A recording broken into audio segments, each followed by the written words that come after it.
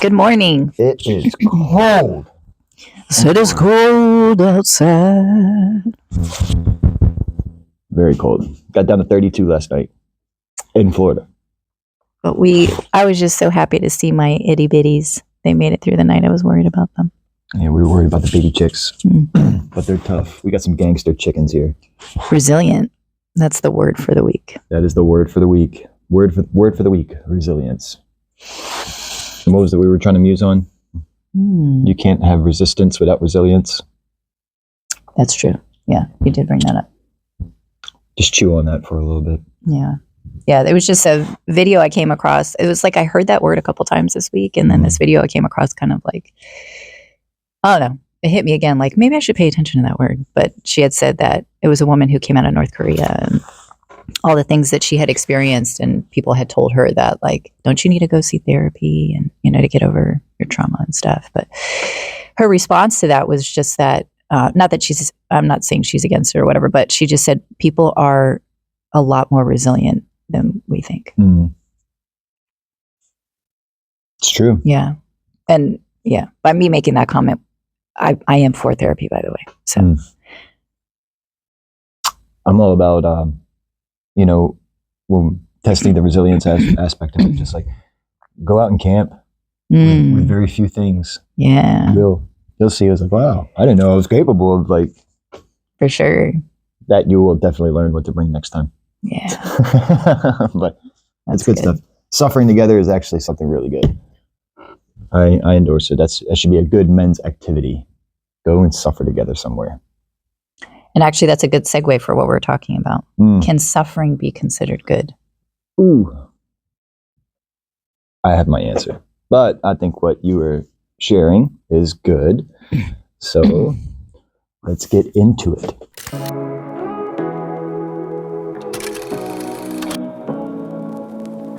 Say what you want to say to me now. I want to wake up with you in the morning. Show me there's nothing fake to me now. All right. So this morning, I came across a verse. It was one that, like, I guess I had just randomly come across a few days ago. And when you feel like God is trying to, like, really get a point across. So I opened up the scriptures and I just happened to land again on this verse. But it's Psalm 50, a psalm of Asaph. Verse 23. And the entire verse says, giving thanks is a sacrifice that truly honors me. If you keep to my path, I will reveal to you the salvation of God.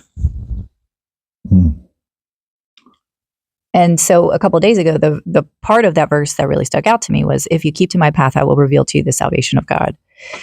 But then I guess I wasn't paying attention to the entire verse. And today it was like, all right, let's look at the entire verse. It says, giving thanks is a sacrifice that truly honors me. If you keep to my path, I will reveal to you the salvation of God. The Lord speaking, right? Yeah. So I think what comes across, or an obvious question, is like, how is giving thanks a sacrifice? Right? Yeah.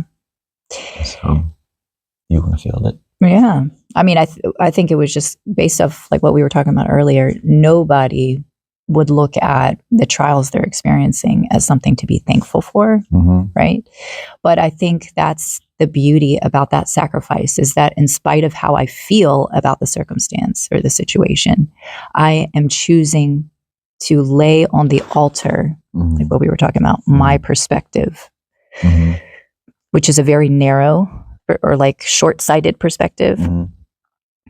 And you had said that I'm choosing to agree with what you think is right. What you think is best. Yeah. So the imagery is exactly what you're saying that I see, is that when I think of a sacrifice, I think of an altar where they sacrifice like the lamb or animal or whatever.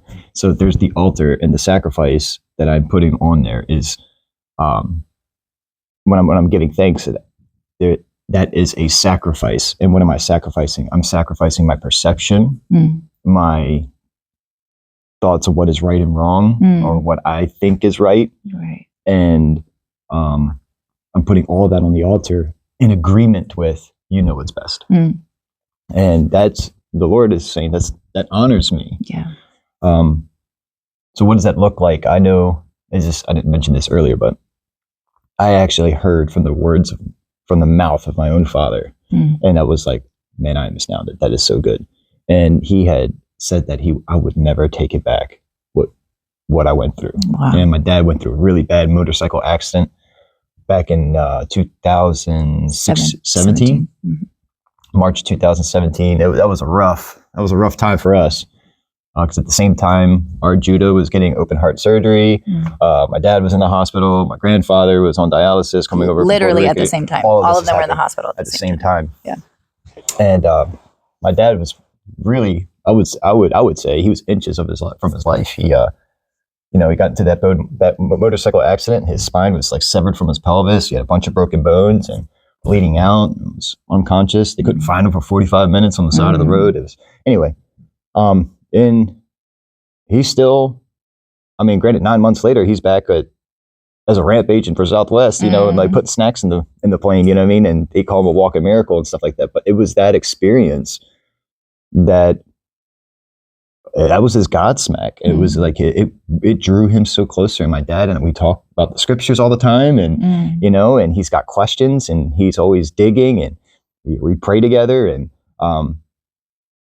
just talking about it. And we talked about his accident not too long ago. I'm making this story a lot longer than it needs to be, but those words came out of his mouth. It was like, I would not change it. Like all that pain that he went through and all of that suck. He was like, I wouldn't change it because I am where I am today. Now, if you would have asked Dad prior to, like, hey, I'm going to put you in this motorcycle accident. And he's like, no, I can get to where I need to be. I don't need the motorcycle accident. You know what I mean? It's like, but out beyond that, I'm speaking for my dad here. And if he does watch, I would pray that he would agree, but I don't want to speak for him. But like the way I interpreted it was that, it's beyond his comprehension that something like that would actually bring him closer to the Lord, and he gives thanks for that. And so he's sacrificing what he thinks is best for him, and knowing that, hey, what you say, what you have in mind and what you have in store and what you allow happen is what's best for me. And I love how like sometimes you've brought up that the classroom for each person is unique. There's like a custom curriculum for each person. Yeah, we each have a unique custom-made curriculum for each of us. That the Lord decides, okay, this is what it's going to look like. That will draw this person closer in hopes to draw this person closer to me. You have the best curriculum. Yeah. Before you were born. Yeah. God has the best curriculum, the sequence of events and everything or whatever that is going to be best for you. It's good.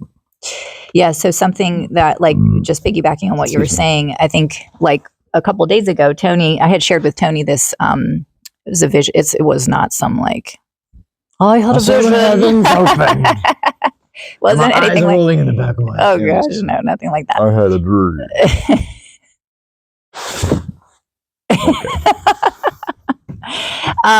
So it really was just at 3:00 in the morning. I woke up and I don't know. Anyway, I'm not going to give you all the details, but like I had this moment I was thinking about our chicken coop. And the purpose of that, I think, was multifaceted because we ended up moving our chicken coop the next day. But I thought about when we move our chicken coop, all of the poop and everything that is on the ground left there is going to be an awesome. What we've been doing is every time we move it, we are preparing that space to potentially be a garden bed. Oh yeah. So it's full of nutrients. Which our property lacks so bad here. It's so nutrient depleted. We'll make that a whole nother video. Yeah. But so anyway, as I was thinking about that, just thinking about all the how it pertains to, or how it relates to life. And then potentially the very place that has all this poop in whatever that looks like in our lives, those things that we've gone through, the suffering, the trials, like whatever that looks like, that was the fertilizer or the manure needed to potentially grow something beautiful and lush for something to bloom. You have set the foundation for something to grow and flourish wonderfully. Yeah, I love that. And all that from a chicken coop. Right. All that from a chicken coop. And so I guess like what I'm thinking about personally, I've thought about, like, I've actually gone back now to those places, and instead of me having this sentiment of, well, because some of these places in my life that I go back to, they bring up really negative thoughts, and then I start to feel anxious and all that stuff. And I don't think we should live in fear, you know what I mean, of looking back on. Yeah, and having the fear to go to those. Yeah, going back to trauma. I think a lot of times the reason why that we numb out or we want to distract ourselves with various things is because we don't want to go back to those places. And so for me, it's like, I don't want to go back. Like when those thoughts come, I don't want to live in fear or in bondage to this thing. I want to be able to go back and not be afraid. You know what I mean? And so I've been putting in that work, you know, and like what I feel like what God was showing me as we circle back to this verse is, can you go back to those places with an attitude of thanksgiving for the good and the bad? What we've valued or measured out as good and bad. Can you do that? An invitation also, I'm just adding to an invitation also. Did you see my fingerprints? Yeah, exactly. In all of that, you know? Yeah. And that's a choice. Yeah. That's a choice to actually look at those things and see his fingerprints. And it is a challenge for you to take on that perspective. Yeah. And that's where I think is the sacrifice. So I'll give you an example, like whatever I went through that led to going through a season of depression, or, you know, whatever, with, you know, all the baggage and all that stuff that went with that.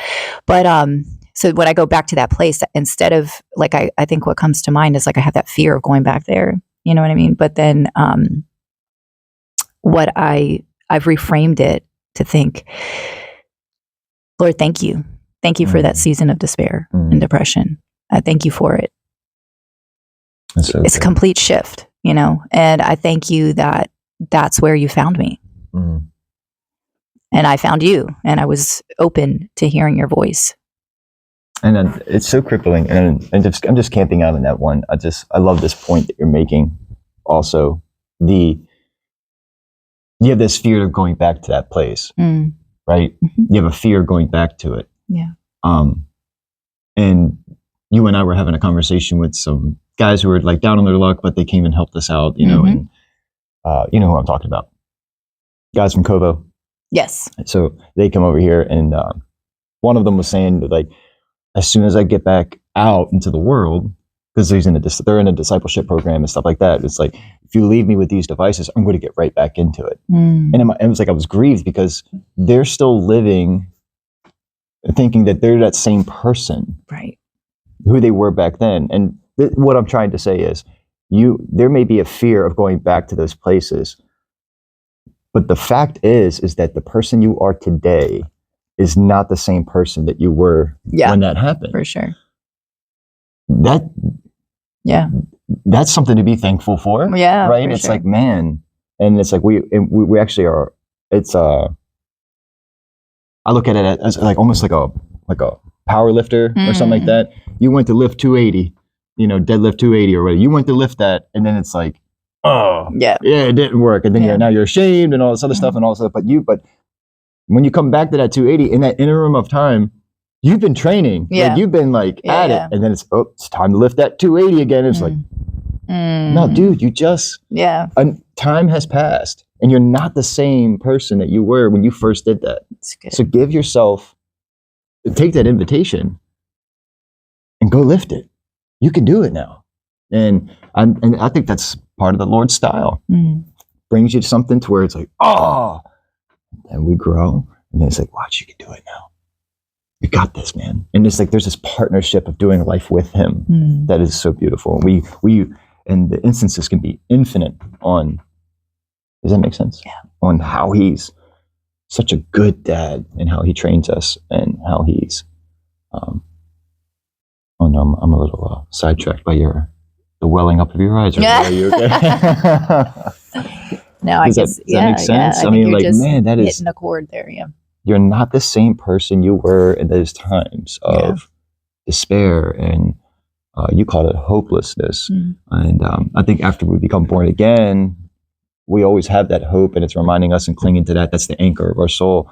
But we sometimes confuse hopelessness with helplessness. And it's like you just feel helpless at this point, and it's like, hey, it's okay. Yeah. We have a hope that endures through it all now. We didn't have that before. But now when we feel helpless, we can come here and just give thanks and then allow this surgery and this relationship with the Lord to grow to where you're not the same person that you were when that happened. And I think that's where it's like you're this new creation. You're constantly growing and there's blooming. We got to go through the crap, but now you got your roots in, right? And then let's get the shoot up. And then when the shoot goes up and then the shoot's doing its thing and then we put out some foliage, we got some photosynthesis going on, and then boom, we got the crop. It's a process. So, And I think I'm always like rushing to the end. yeah. You know what I mean? It's like, I don't think anybody You realizes. want the fruit, or was it the roots ain't even down yet? Yeah. It's like I don't think anybody realizes the work that is being done while you're in it. You know what I mean? But then, I don't know. I guess it's looking back when you realize how far you come. But, small detour, but I feel like it was needed. Yeah. On that. But it's but giving thanks is a sacrifice that truly honors me. If you keep to my path, it will reveal to you the salvation of God. And so we're really camping out on the giving thanks is a sacrifice that truly honors me. Yeah. And this And that's couples with other. that's what I think if I were to marry the two components of this verse, it's like I'm looking at the path that followed. All throughout Scripture, we read, rejoice and give thanks, for this is the will of God. Mhm. So if you want to know what his path, what does his path look like? Give thanks. Yeah. You know what I mean? In all things. Right. And you brought up Philippians, which we can go to. I've set aside different. Oh man, I didn't. Philippians 4. Philippians 4. Is it back here? That's Oh yeah, I did. Tom is James. Right here. Yeah, Philippians 4. Go ahead. Okay, so Philippians 4, this is verse, we're reading out of the NLT, so bear with us if you have a different translation, but verse 6, don't worry about anything, instead pray about everything. Tell God what you need and thank him for all he has done. Then you will experience God's peace, which exceeds anything we can understand. His peace will guard your hearts and minds that you live in Christ Jesus. And the thought that came to mind after we had read that this morning, I was like, I think the reason why we can experience a peace that surpasses all understanding when we give thanks for all things, like what we were talking about, the good and the bad, what we deem good and bad in our lives. When you go to those places and give thanks for even the difficult and hard things, that is you making peace with those things. Right. You are making peace in that right. situation. Yeah. You're giving up your own perspective. Right. Your own way. I want to say just like it shouldn't have happened that way. How dare it's like none of that's there anymore. Yeah. That to me is kind of the sentiment with Joseph, with his brothers. Yeah. He named his son Ephraim and Manasseh. Ephraim meaning I can't remember who came first. I believe, but I know. Ephraim was the Lord has made me fruitful in the land of my affliction. But Manasseh, where it says I have let go for the wrongs that he was done. So I feel like he has now made peace with the wrong that his 11 other brothers did to him. He has made peace with that. And I think about like how it's because Joseph looked back and saw that it was all because of the Lord. And there was a reason for it. This is my doing, Right. You know. And because later on, I mean, I'm not trying to like spoil the story. You should go read it. It's a great story. But later on, you see that it's like he even says that like the Lord had did this so that I would preserve you guys. Yeah. The purpose in all of that was actually, we can debate this, you know, but the purpose in all of that was actually to preserve the line, the line of the tribe of Judah. It was because that's the lineage of Jesus Christ. Sure. That's what it's all about. Anyway, Sure. but it's like it saved all of them. You know what I mean? Yeah. So the overarching purpose is this, but Right. in that immediate time, it had saved the people of Israel Right. because it provided them the land of Goshen, right? And the For them to- multifacetedness. I was like, this is how I love how God works. Okay, Yeah. so the overarching, and this is how all things work together for the good of those who love Him. Yeah. Okay, and that verse is thrown around all the time, but Right. like really, if just using that story as a platform. That coffee's kicking in now. The overarching narrative was to preserve Judah because that was the lineage of the Messiah. Mhm. At the same time, the brothers all experienced forgiveness. At the same time, something worked in Joseph to be able to learn how to forgive and let go and be reliant on the Lord in the land of his affliction. You know what I mean? There's so much good stuff going on here at the same exact time, all in line with the overarching narrative. I love that. I think it's multifaceted. That's all I'm saying. Yeah, It's no. just so cool. That is so cool. I feel like, well, you had brought up earlier that we live in the already and the not yet. Yeah. So there's so many different things, variables at work at the same time. But I was going to say, when you talked about Joseph saying that the Lord has made me fruitful in the land of my affliction. I'm thinking about how we as believers, like we even can take a story like that or that nugget in particular and, apply it to the times that we're living in. Like the land of our affliction for a believer is here, this life, the world. Right. And how many times, what angers me, small detour, is that a lot of people preach the story and saying like, stay true to God and he's going to bless you with all these. No, that's not the point. That's not, and Joseph didn't feel that way. He called that place, this is the land of my affliction. He ended up, it was like an arranged marriage, but it's like he had marrying this woman who was like the daughter of some pagan priest.